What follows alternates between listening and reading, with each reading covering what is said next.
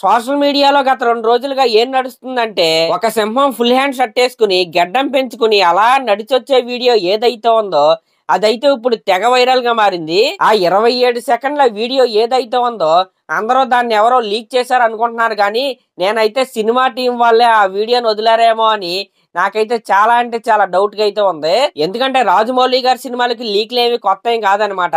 అంతకుముందు మీరు చూసుకుంటే బాహుబలి పార్ట్ 1 రిలీజ్ అవ్వకముందు ఏకంగా ఒక ఫైటే లీక్ అయిపోయింది. ఏక సినిమా అప్పుడు కూడా ఆ సినిమా గురించి సినిమా టీం చెప్పకముందు ఆ డీటెయిల్స్ అన్ని బయటకైతే వచ్చేసాయి. ఇలా రాజమౌళి గారి సినిమాలకి లీక్స్ ఏమి కొత్త కాదు. ఆ లీక్స్ వల్ల ఆ సినిమాలకి ఏమీ కాదనమాట. మీరు ఒకటైతే గుర్తుపెట్టుకోండి, రాజమౌళి గారితో సినిమా అంటే ఎలా ఉంటదంటే ఆ సినిమా షూటింగ్ స్టార్ట్ అయిన దగ్గర నుండి ఆ సినిమా రిలీజ్ అయ్యేంత వరకు కూడా జనాలు ఆ సినిమా గురించి మాట్లాడుకునే విధంగా రాజమౌళి గారు ఏదో ఒక రకంగా చేస్తానే ఉంటాడు. చివరికి సినిమా రిలీజ్ టైంకి ఏమైందంటే అమ్మో ఈ సినిమా చూడకపోతే నేనేదో జీవితంలో ఏదో కోల్పోతానేమో అన్నట్టుగా పబ్లిసిటీ అయితే జరిగిద్ది. చివరికి సినిమా కూడా సూపర్ హిట్ అయింది. రాజమౌళి గారి సినిమాలకి జరిగే ప్యాటర్న్ ఇదే అనమాట. కాబట్టి ఇలాంటి పిల్లపిత్ర లీక్స్ వల్ల సినిమాకైతే ఎటువంటి ఫరక్ అయితే పడదో. అసలు లీక్ అయిన సీన్ ఏదైతే ఉందో అది సినిమాలో ఉంటదో లేదో కూడా డౌట్ అనమాట. ఇంక ఇది పక్కన పెడితే మహేష్ బాబు గారు లుక్స్ అండి, తన కెరియర్ స్టార్టింగ్ నుంచి ఇప్పటి వరకు కూడా ఆయన లుక్స్ కి పెట్టింది పేరు. అసలు ఈ సినిమా రిలీజ్ అయిన తర్వాత ఆయన తీసిన అంతకుముందు 28 సినిమాలు ఒక ఎత్తు అయితే ఈ సినిమా లుక్సే మరొక ఎత్తు అనమాట. నిజంగా ఆయనకి ఆయనే పోటీ, ఆయన లుక్స్ కి ఆయనే పోటీ. ఈ సినిమా లుక్స్ తో కంపేర్ చేస్తే ఆయన ఫిల్మోగ్రఫీలో ఏ లుక్ పనిచేయదు. అంత రగ్గడగా, అంత మ్యాన్లీగా, అసలు నిజంగా ఒక సింహం నడిచొస్తున్నట్టే ఉన్నాడు.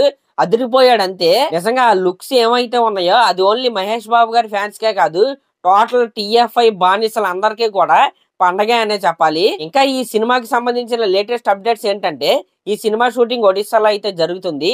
ఈ రోజే మన ప్రియాంక చోప్రా ఆ సెట్స్ లోకి అయితే అడుగు పెట్టింది అనమాట ఒడిస్సాలో. ఇంకా ఆ లీక్డ్ బిట్ లో మన పృథ్వీరాజ్ సుకుమారన్ గారు కూర్చొని ఉన్నాడని అయితే అందరూ మాట్లాడుతున్నారు. యాక్చువల్ గా ఆ వీడియోలో అది పృథ్వీరాజ్ గారా లేకపోతే వేరే యాక్టర్ అనేది అంత క్లారిటీగా అయితే లేదు. కాబట్టి పృథ్వీరాజ్ గారి క్యారెక్టర్ ఇలాగే ఉండబోతుందని మీరైతే ఫిక్స్ అయిపోకండి. ఇంకా ఈ సినిమా రామాయణంలోని సంజీవని పర్వతం కాన్సెప్ట్ అయితే ఉంటది కదా, అదేనండి మన ఆంజనేయ స్వామి చేతిలో పెట్టుకుని అయితే తెస్తాడు కదా ఒక పర్వతాన్ని. ఆ అడ్వెంచర్ ని మూలంగా తీసుకుని రాసుకున్న కథ అని కూడా చాలా మంది అయితే అంటున్నారు. ఏదేమైనప్పటికీ రాజమౌళి గారి సినిమాలో సుకుమార్ గారి పాత సినిమాల్లాగా అటు ఇటు అటు ఇటు అటు ఇటు తిప్పే కాంప్లెక్స్ స్టోరీలు అయితే ఉండవు. అందరికీ తెలిసిన స్టోరీయే ఉంటది. కాకపోతే ఆయన ఎమోషన్స్ తో, ఆయన రాసుకునే స్క్రీన్ ప్లేతో అందరినీ కట్టి పడేస్తాడు అంతే. ఇంకా నిజం చెప్పాలంటే ఈ సినిమాకి అయితే ఖచ్చితంగా ఒక ప్రెస్ మీట్ అయితే జరిగిద్ది. అది ఫస్ట్ లుక్ కావచ్చు లేకపోతే దేనికైనా కావచ్చు. ఆ ప్రెస్ మీట్ లోనే రాజమౌళి గారి సినిమా లైన్ ఇలా ఉండబోతుందని ఆయనే చెప్పేస్తాడు. అది మనం RRR సినిమాకి చూసాం, మగధీరాకి చూసాం, విక్రమార్కుడు సినిమాకి చూసాం, ఛత్రపతికి చూసాం. ఇలా ఏదైనా అవ్వచ్చు, సై సినిమా కావచ్చు, ఏదైనా సరే రాజమౌళి గారి సినిమా స్టోరీ ఇలా ఉండబోతుందని ఆయన ముందే చెప్పి ఆ సినిమా అయితే తెస్తాడు. చివరికి బ్లాక్ బస్టర్ హిట్ అయితే కొడతాడు. సరే మరి లాస్ట్ లో మీలో ఎవరెవరు ఆ వీడియోని చూసారో దాంట్లో మహేష్ బాబు గారి లుక్ మీకు ఎలా అనిపించిందో కామెంట్ చేయండి. అలాగే నా ఛానల్ కనుక మీరు ఫస్ట్ టైం చూస్తున్నట్టయితే ఖచ్చితంగా సబ్స్క్రైబ్ చేసుకోండి. Thank you.